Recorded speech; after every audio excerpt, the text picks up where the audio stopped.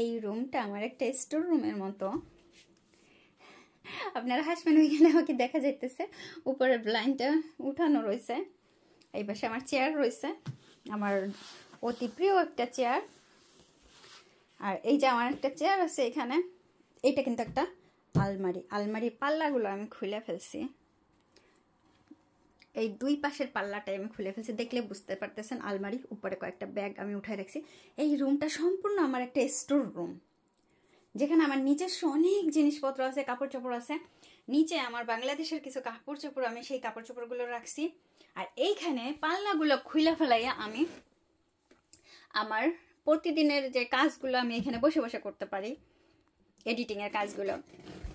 এই যে যে গোপ্রোটা দেখতেছেন, এটা নতুন কেনা, গত বছরে কেনা হয়েছে। আমি একদিন মাত্র ব্যবহার করছি, আর ব্যবহার করি নাই, এখন পর্যন্ত করি নাই। কারণ আছে, গোপ্রো আমি ঠিক মতো ব্যবহার করতে পারি না, ইউজ করতে জানি না। কিন্তু আমি একেবারে খুব আগ্রহ নিয়ে কিনছিলাম। আমার কান্না আসে, সত্যি কান্না আসে। উপর থেকে লাইটের এইটা আসতেছে যে এত দাম দিয়ে কিনলাম। এটা ওই যে 10 না কি যেন বলে, গোপ্রো 10, সেইটা 10।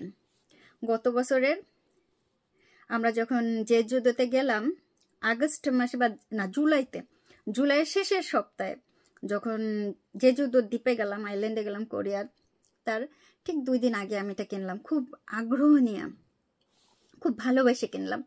যে আমি আপনাদের দুলাভাইকে বুঝাই বললাম যে আমাকে কিনে দাও, আমি ভিডিও করব।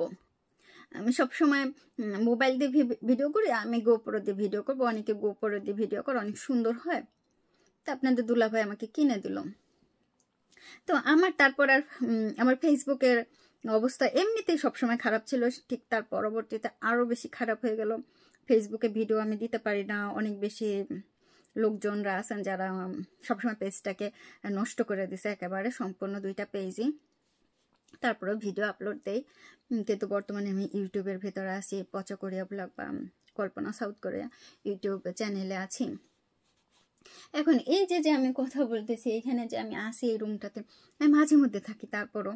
কিন্তু বেশিরভাগ সময় দেখা যায় কি, আমি ওই যে টেবিলে বসে ভাত খাওয়ার যে টেবিল আছে, সেই টেবিলে বসে কাজ করতেছি। আপনাদের দুলাভাই প্রায় বলে, তাহলে তুমি ওই রুমটাই করে রাখছো। এই রুমের এই যে যে চেয়ারটা, এই চেয়ারটা সম্পূর্ণভাবে আমার চেয়ার। এই চেয়ারটার অধিকার সম্পূর্ণভাবে আমার। কিন্তু তারপর ওরা কেউ এসে কখনো বসে না যে একটু মেসেজ করতে হবে বা কিছু করতে হবে, কেউ আসে না। আমিও মাঝে মধ্যে খুব কম আসি। আর এখানে যেহেতু আমার জন্য তৈরি করছে, আরেকটা জিনিস দেখাই। এই যে এইটা আমি 2টা কিনছি। আরেকটা কোথায়, আরেকটা এখানে নাই। হ্যাঁ, যে আমার ভিডিওগুলো জমা করে রাখার জন্য। এটা হচ্ছে T7 এর, এটা স্যামসাং এর T7। ভিডিওগুলো প্রচুর জমা করে রাখা যায়, এটা এখন ফুল হয়ে গেছে। এর ভিডিও অনেক ভিডিও, মানে প্রায় এর ভেতরে যত ভিডিও আছে 100%-এর ভেতর প্রায় 90% ভিডিওই হচ্ছে যেগুলো আমার এখনো আপলোড করা হয় নাই। শীতের হোক বা 2 বছর আগের হোক বা গত বছরের হোক, প্রচুর ভিডিও আছে।